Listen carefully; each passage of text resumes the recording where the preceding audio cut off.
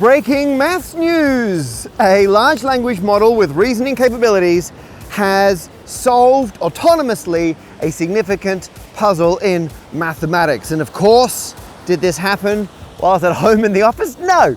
As is tradition, it happened while I'm trying to be on vacation. In fact, here's me from a year ago during a different maths breakthrough, complaining about the fact I was on vacation and pointing out a year before that the same thing happened. So here we are once again. I've taken a break while I'm down the beach to talk about this breaking maths news. Although unlike the last two times where I was on the west coast of Australia during spring and then autumn, this time it's winter and I've come prepared.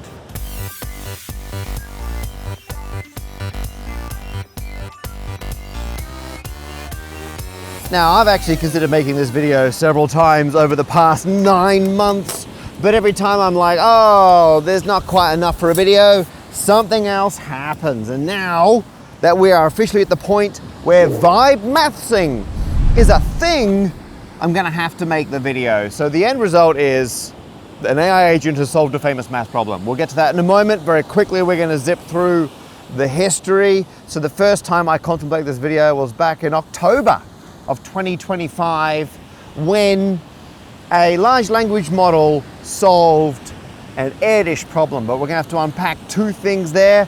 First of all, and this will be fundamental to everything else we're about to talk about, what is an Erdos problem? Paul Erdős, yes, it's pronounced like that, was a prolific mathematician from the 20th century, and they've remained incredibly famous and much loved as a legend among mathematicians. Check it out. Here's me wearing Erdős's coat. A long story. But part of why they've remained so relevant is they generated so many open problems. There are 1,217 problems documented and catalogued on the Erdős problem website, run by mathematician Thomas Bloom, and in the 30 years since Erdős's death, under half of them have been solved. And famously, Erdős offered prize money for some of his problems, which now is almost beside the point, because these are so famous. If you can solve one, oh my goodness, it's so prestigious. And whenever it happens, it's a big deal. So it's no surprise these have attracted a lot of AI attention.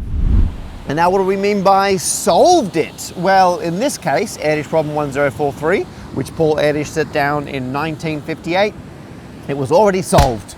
So in 2025, what the code did was realize that the problem was solved in a 1961 paper, which didn't point it out very clearly, and in fact it referenced a solution in a 1959 paper, which was in German. Here's the actual problem. No need to process this, but the gist is let some function be a monic non-constant polynomial, and then assuming that, the question is, must there exist a straight line L such that the projection of blah, blah, blah onto L has measured, this is the important bit, at most 2. So that was the open question. Here is a 1961 paper that solved it, and it does say it's going to try and get some, partial answers to some problems raised by Erdős. However, when you get down here, this is the actual solution. See where B is greater than 2.386? That's showing that this is the equivalent situation. It's definitely greater than 2. In fact, it's greater than 2.386. And nowhere in here does it mention that Erdős problem. It just drops the solution. And in order to do that, it's using results from this 1959 paper, which, as you can see, is in German. And just no one joined the dots that the machinery in this paper had been used in a different paper to solve a problem that it didn't mention. And at the time, back in October 25, the incredible mathematician Terry Tao put a Mastodon post saying how, at the time at least, it looked like, AI wouldn't be used primarily from applying powerful models to solve actual problems, but rather things like this, like literature reviews, locating relevant prior literature on a given problem. Particularly, as it is down here, if it's, in scattered literature and there's not a standardized name for the problem. If people use different names, it can be very hard for humans to spot those links. So that's what I thought the video was going to be, about how large language models are very good search engines, and they can link together bits of research that us humans with our fleshy brains were unable to connect. But then things got a bit more complicated in December of 2025 when Erdős problem 1026 took a different turn. Here is the problem. You've got a bunch of real numbers, x1 all the way up to xn, which are all different. And you want to work out what the maximum possible sum can be of, over all possible monotonic subsequences. And monotonic just means not changing direction. So if a number sequence starts going up, it's got to continue either going up or staying the same. It can't reverse direction and go down. And if a sequence is going down, it can't change and go up. And it was poorly stated originally, but that's been all cleared up and it's been proved. Oh, and his little side character we'll meet later, Lean, look at that. Verified in Lean. Remember that. However, the point here is this wasn't so much AI solving a problem as it was helping humans to do that. And of course, it's Terry Tao again. I'll link to his blog post below where he talks about it was a combination of existing literature, online collaboration, and AI tools. And in this case, the AI tools were very much enabling those first two things. So this was partly really clever insights from a lot of different mathematicians, including things like that the problem's equivalent to, packing different types of squares, and the AI was able to do deep research searches, sometimes showing that things didn't exist, and in this case finding a paper from just last year that showed something that they needed. And so this was the then state of the art. AI was able to help mathematicians work a lot faster than they would otherwise, but AI wasn't coming up with novel proofs on its own as of the end of 2025. Then, in January of this year, EDISH problem 728 was solved very much more by AI. Problem 728. Oh, there's our friend Lean again. Interesting. Now, in this case, we've got two values, c and little epsilon. They need to be sufficiently small. Little ambiguous. We'll come back to that in a moment. Does that refer to c or not? And then you got all this, they're infinitely many integers, blah, blah, blah, such that these things, it's actually a question involving binomial coefficients. You can see down over here. And we'll start straight away with what Terry's got to say about it. And what's interesting is, first of all, AI was used, and this was DeepMind's alpha proof, found trivial solutions. Basically found that there were flaws in the statement of the EDISH problem. And once they were fixed, we could then get into the AI proof. So actually AI was needed to tidy up the proof in the first place, and then during the solution, it was found that that C value from before, it was ambiguous if it was meant to be small or large, and the proof initially thought it had to be small, turns out it needs to be large. And if that's all sounding confusing, yeah, it is. And there's actually quite a nice blog post if you want to go into the full details of what was going on with this proof, but the short version is it was done by AI. It involved harmonics Aristotle agent, which is a maths theorem solving specific agent that does a lot of IMO problems. And it involved ChatGPT as well. So this was a combined bouncing around proof between ChatGPT, Aristotle, and putting things into Lean and then bouncing it back through AI to write them up, to make them more legible and add things in. The end result being, here it is, a solution to that EDISH problem. And even though it did require a lot of human hand-holding, the mathematical insights, the actual maths was done by AI. A landmark first. Okay, wait. Oh, okay, I was about to use the sentence, my thong moved. Flip-flop. This is what I'm holding up my chair with. Put that back there. Look, I don't regret filming outside, and editors love lots of background white noise and constantly changing lighting conditions. The point is life is complicated, and things are complicated. And when I thought I got my head around how, sure, large language models are kind of aiding humans in collaborative mass research and chipping in new ideas like, some kind of annealing process, just shaking it up as we go along. Then, in April this year, 2026, Liam Price, a 23-year-old, just thought, you know what? I'm going to ask ChatGPT to solve EDISH problem 1196. And ChatGPT sat there for like 80 minutes and 17 seconds. And at the end of it, it spat out a full solution. And so there you are. We now live in a world where is a thing.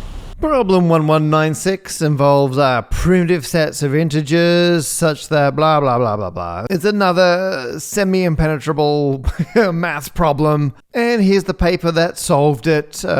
Classic maths. But right down the bottom here, page 32, in the acknowledgements and AI disclosure section, you can see that the initial proof of theorem 1.1 was generated by an autonomous run of GPT 5.4 Pro, and they link to it. Here, this is it. This is what Liam actually put in. Don't search the internet. This is a test. And then there's the actual problem. Oh, this is LaTeX, but large language model can parse that. No problem. Remember, this unconditional argument may require non-trivial, creative, and novel elements. And then chat replied with, oh yeah, I get what you're doing, and it made it look a bit nicer. And then it just thought for 80 minutes and 17 seconds, and then said yes. And then said, in fact, one can prove something slightly stronger. And then spat out a whole bunch of basically fully formed maths. In the paper here, they acknowledge that they took that. It was the novel breakthrough done by ChatGPT. Nevertheless, the final proofs in this paper have been generated and reviewed by the human authors using the AI-generated proofs as the starting points where appropriate. So the humans then took the novel mass breakthrough found by ChatGPT and turned it into this excellent mass paper solving that problem. So that's when I started on this video in earnest to explain vibe mathsing, and I figured I've just got to draw a line in the sand, if you will, and say, right, this is where things are at in the middle of 2026. But the reason I've had to interrupt my vacation and why this has become breaking maths news is all the previous problems, they weren't like particularly mathematically interesting, they weren't like famous problems in that regard, nor were they easy to state and kind of media friendly. They were obscure maths problems, which yes, it's interesting that they were solved, but they were not inherently like big tentpole famous problems. And now, Edish problem 90 has been solved, the unit distance problem. The unit distance problem is reasonably easy to state. Imagine you've got some number of points on a flat surface, n points, and you can put them wherever you want, but then you have a look at all the possible distances between pairs of points, and you wonder, hang on, if I could arrange these however I want, what's the most distances I could get to all be the same? And because we can scale them, we call that the unit distance, and so the problem is, how do you maximize the number of unit distances between all the pairs of points on a plane for any number of n? Or rather, if we were to increase n, crazy numbers of n, what would the maximum number of unit distances look like as that gets bigger and bigger? And Erdős laid this out in a paper where he posed a few other similar problems. This is Erdős's paper on sets of distances of n points, and there's some other things in here about like the number of different distances possible for n points, but what we care about here is function g. So that's the maximum number of times a given distance r can occur with n points, and it's called the unit distance problem because you can scale the whole thing to make r equal to 1, and for some reason that caught on as the catchy way to describe it. And down here, Erdős proves their value for what the g function is. So g function always grows faster than whatever number n is to the power of all this, 1 plus c divided by log of n. And then Erdős conjectures that it seems likely that g of n is less than n to the 1 plus epsilon. A quick technical point here, because if you want to look into this area of maths, or a lot of them, in the literature, you'll very quickly come across inequalities where there's some constant that it seems nobody cares about. Even in the reporting about this, you'll see, you'll see a C or a delta, both ocean-themed puns that it seems nobody cares about. And that's because what researchers are really looking at is just the rate at which these things increase. How fast do they increase? Or more accurately, what type of fast? So in Erdős's original paper, his function for the maximum number of unit distances that he called g on n, he shows that that is greater than n to the power of 1 plus some big C over log of n. And the point is, you can make c as big or as small as you want, but you're just dialing that up and down. It's the function as a whole that we care about. You'll often see this in like big O notation, which I know computer science uses a lot as well. The point there is just there's some function to which you can compare the growth of the function you care about, and it doesn't matter if you scale that other function up and down by some constant. We're just looking at what is the rate at which these things are growing. And that's the big AI breakthrough here. It's not like they found some new arrangement of dots on the plane, which would be a great visual, for which there are more unit distances than we expect. What they actually showed is that there definitely exists, don't know what it is, it's out there somewhere, some value that they call delta, such that there are infinitely many values of n, not all of them, but infinitely many of them, for which there are more unit distances the same than n to the power of 1 plus whatever that delta was. Yeah, now that's a mass finding. Now, in case you missed that, like the first time I did when I saw the result, Erdős thought that g of n would be less than growing at the rate of n to the 1 plus epsilon or plus delta, whereas AI showed the opposite. And this is the paper that came out of it, which I find fascinating about this paper, is if you scroll down, it gives you the actual prompt. There it is. That's what was put into the AI. And down here, we have the response that came out of the large language model. And all of this then got tidied up and put together into a nice, neat paper. But the actual insight was done by AI. And if we come back to the actual listing of this problem, you can see they're using big O notation, not the C. Same thing.